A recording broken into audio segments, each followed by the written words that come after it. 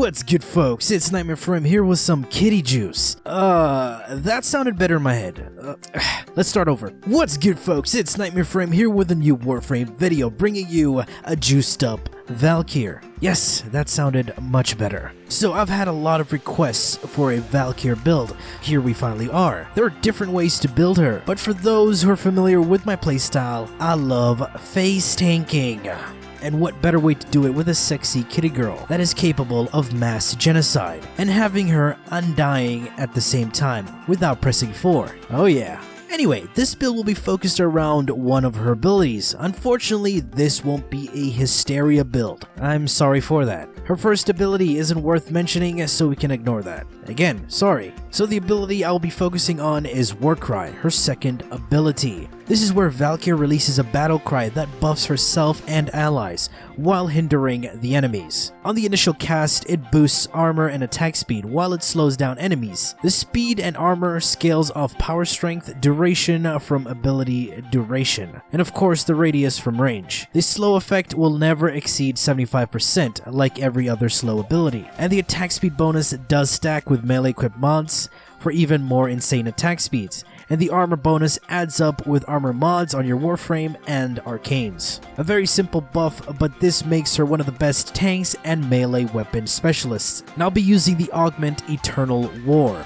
which will keep the ability active longer. The more I kill enemies with melee, increases the duration, so nothing except melee. The duration increase per kill scales off duration, so this buff will be literally permanent. And if the ability is casted with allies, only the caster can maintain the duration. So if your squad mates kill, it won't affect the ability at all. But that's not all. In some situation, it's also beneficial to use her third ability, which works as a crowd control ability and a damage multiplier, but not to be used all the time. This will have Valkyr discharge her shields. Yes, she will use a percentage of her shields to stun and damage enemies, but the damage is so sad it's not worth using as a damage ability, but rather to just crowd control them. Enemies affected by this ability will be open for finishers. For an interesting build focused around this ability, do check out Ashisogi Tenno's Defense Valkyr build. A weirdly interesting build that you won't see many Valkyrs use. Great as a support and a CC Valkyr playstyle. Definitely worth looking into. Her final ability, Hysteria, everybody's favorite Valkyr ability. So while in this mode, she will gain the use of her exalted weapons and become invulnerable to any incoming damage and status effects. It is a channeling ability that will drain energy. Since you cannot take damage in this state, it will be hard to replenish energy when using Rage or Hunter Adrenaline. But thanks to the melee changes, you can go back and forth between your guns and Hysteria without deactivating it. While it's channeling, Hysteria will have a percentage counter which goes from 0 to 100%. When reaching 100%, Hysteria will drain even more energy. The percentage increase and energy drain can be slowed down by efficiency mods. This ability also has an expanding aura while active. The aura shrinks by 1 meter with each enemy you kill. While in Hysteria, 30% of the ignored damage you take will be stored and will be slowly building up. If enemies are within your expanded aura and also have line of sight of you, when you exit Hysteria, 25% of that stored damage will be dealt to you instantaneously, resulting in a one-shot. Also, while in Hysteria, you gain 5% lifesteal, so it works also as an "oh shoot" ability to keep you topped up. The exalted weapons she wields during this state and the damage they deal scales off power, melee equipped mods, arcanes, and a combo counter. Alright, now that you know how she works, let's take a look at the build. The aura has got to be Steel Charge. She is a melee Warframe. It increases melee damage by 60% and also grants you more mod capacity. Since I'm running all 3 Umbral mods in this build, greatly increasing my armor, health, and power strength, hence bringing the X-list off by 1 point, and this won't matter much since Valkyr's passive grants 50% knockdown recovery. And yes, spending less time on your butt increases your survivability and DPS. Primed continuity for a good chunk of duration, giving me 23.25 seconds on my Warcry. And since I'm using the augment, it will increase the duration by 3 seconds with each melee kill. I have a total of 190% power strength with Augur Secrets included. Why so much? It's to increase my armor buff that I get from Warcry. granting me 95% armor increase and speed increase. But you can replace this with anything else, like extra range or duration. Rage to replenish energy when you take health damage.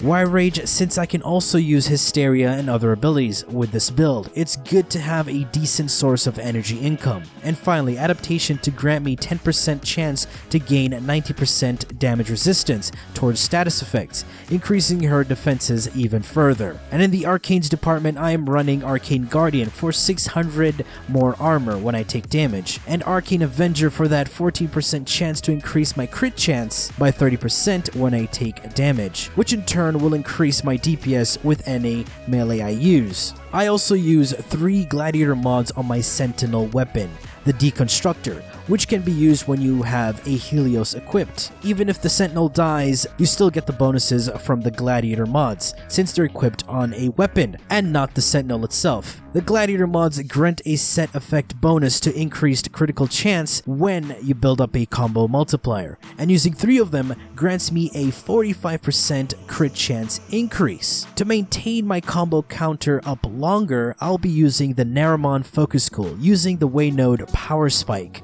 This has my combo counter decay over time rather than having it deplete completely. You're able to build up to insane levels of combo counters, reaching a 5 times combo counter, which is insane, I know, but hella fun. Let's take a look at how I built my Talons, her exalted weapon.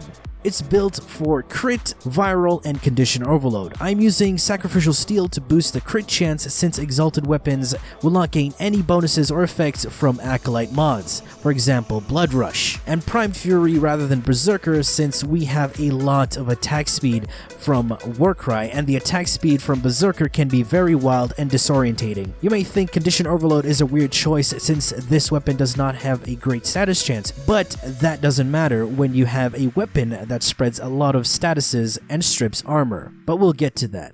Since I'm not using Hysteria at all, you may start to wonder, how do I maintain my health and keep myself healed up? And that's the use of a healing melee. I'm using a Plague Zaw. Plague Zaws can only be farmed during the Plague Star event, but if you have spare plague parts and looking to build a nice Zaw, here you go. I give you the Gromki Lyuda, built from the Plague Kripath Strike, Plague Bakwin Grip, and the Iguana Jaitu Link. I also have a Riven for this weapon, so my build may vary from yours. My Riven grants me increased melee damage and attack speed with a negative. Always great to have a negative to greatly increase your positives. Since my Riven grants me damage and attack speed, I can forego those mods to make a build that works for me. Shimmering Blight is a damn good stance for status polearms.